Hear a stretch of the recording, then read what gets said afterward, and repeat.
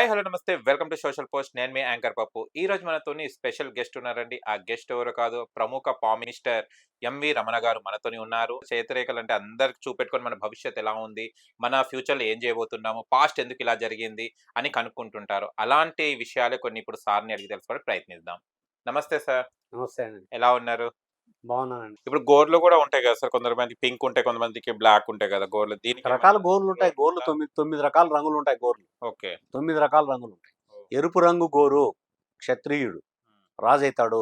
అయితే వాళ్ళకు ఉద్రేక స్వభావం ఉంటుంది, హై బీపీ ఉంటుంది, కాబట్టి కోపం ఎక్కువ ఉంటుంది, షార్ట్ టెంపర్ ఎక్కువ ఉంటుంది. వాళ్ళకి నాయకత్వ లక్షణాలు ఎక్కువగా ఉంటాయి ఎరుపు రంగు గోర్లు ఉన్న వాళ్ళకి. అదే పింక్ రంగు గోర్లు ఉంటాయి, రోజా రంగులో గోర్లు ఉంటాయి. వాళ్ళకి ధనం ఎక్కువ ఉంటుంది, తర్వాత ఆరోగ్యం బాగుంటుంది, తర్వాత అనవసరమైనటువంటి అనారోగ్యాల బారిన పడకుండా ఉంటారు. పింక్ రంగు గోరు అన్నిటికంటే మంచిది. ఎల్లో కలర్లో ఉంటాయి పసుపు రంగులు ఉంటే పొట్ట సమస్యలు ఉంటాయి, జీర్ణ సమస్యలు ఉంటాయి, తర్వాత జాండీస్ వస్తాయి, లివర్ సమస్యలు వస్తాయి, కాబట్టి అజీర్తి సమస్యలు వస్తాయి. ఎల్లో రంగులో ఉంటాయి. బ్లాక్లో ఉంటాయి కొంతమందికి బ్లడ్ పాయిజన్ అవుతుంది, వాళ్ళ క్యాన్సర్ కానీ ఎయిడ్స్ కానీ ఇటువంటి హెల్త్ ప్రాబ్లమ్స్ వస్తాయి. రకరకాల రంగులు ఉంటాయి గోర్లు, అది కూడా ఇంపార్టెంట్. కొంతమందికి తెల్లగా ఉంటాయి, పాలిపోయిన గోర్లు అంటాం. వాళ్ళకి రక్తహీనత ఉంటుంది, ఎనిమిక్ పర్సనాలిటీస్ అంటాం.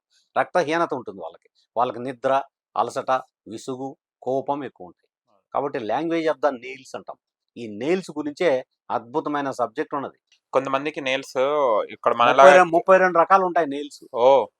32 రకాలు ఉంటాయి. అండ్ కొంతమంది ఇక్కడ స్టార్టింగ్ లో మనం చూస్తే బ్రేక్ అయినట్టు కొంచెం కోర్సుగా ఉంటాయి, రకరకాలు ఉంటాయి. కొంతమందికి పుచ్చిపోయినట్టు ఉంటాయి, కొంతమందికి ఇట్లా పెడితే స్క్రాచెస్ గరుగ్గా ఉంటాయి. ఈ స్క్రాచెస్ ఉన్నాయనుకోండి, థైరాయిడ్ కానీ డయాబెటిక్ కానీ ఉంటుంది, తప్పనిసరిగా చెక్ చేసుకోవాలి.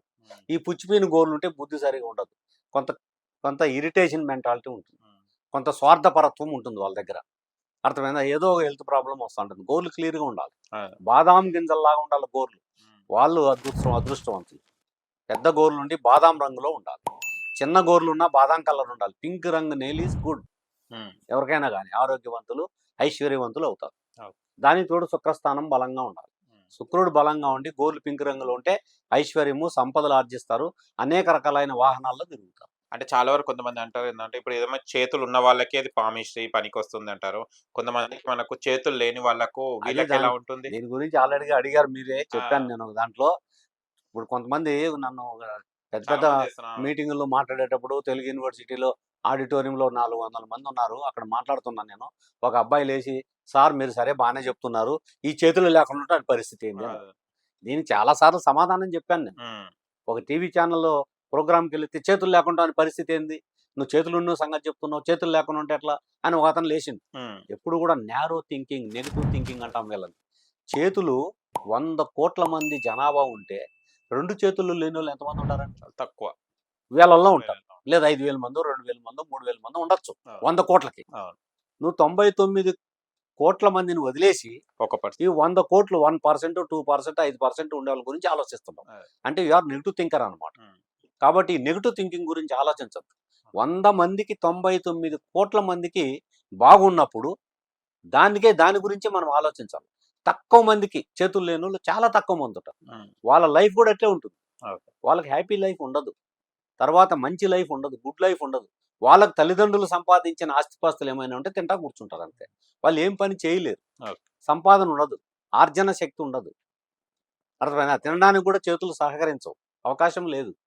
అందువల్ల చేతులు లేని వాళ్ళకి మంచి ఫైనాన్షియల్ కండిషన్, తన సొంతంగా ఆర్జన శక్తి ఉండదు, సోర్సెస్ ఆఫ్ ఇన్కమ్ సరిగా ఉండదు, తల్లిదండ్రులు సంపాదించింది కూర్చొని తింటా ఉంటాడు, డిపెండెంట్ అన్నమాట.